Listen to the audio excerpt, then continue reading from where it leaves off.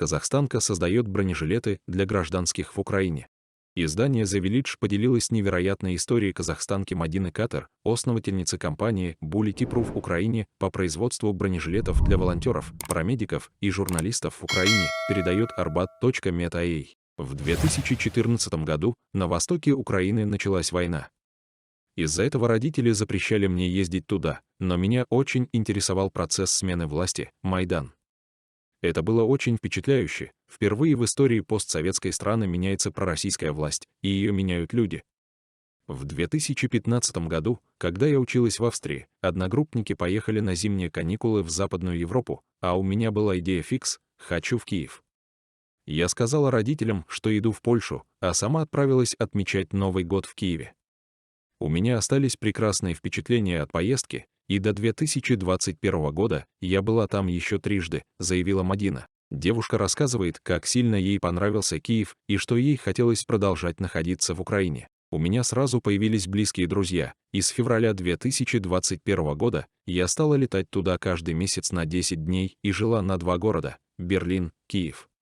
24 февраля все изменилось. Я ушла с работы, чтобы начать волонтерить, помогать в поиске жилья и логистике тем, кому пришлось уехать. Ежедневно приходилось делать миллион разных вещей, а в конце дня болели глаза от того, как много я смотрела в экран. Тогда она решила заняться производством бронежилетов. Мадина отметила, что спрос на эту сферу был огромным. Жилеты с необходимым типом защиты имели высокую цену, их сразу же раскупили, а доставить их в Украину было очень сложно. Из-за всех этих нюансов я решила производить в Украине. У меня никогда жизнь не текла с такой скоростью, как в те дни.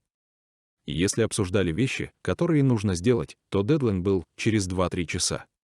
И все помогали, просто запостив одну историю в Инстаграм, я могла найти буквально все, что мне нужно.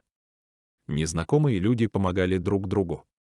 Это было очень круто, заявила она. По словам казахстанки, через некоторое время было принято решение отдавать бронежилеты гражданским бесплатно. Мы, волонтеры, из производства ничего не получали. Конечно, было сложно. В конечном итоге все знали, ради чего мы это делаем, и работа шла легче. У всех одна цель — победа.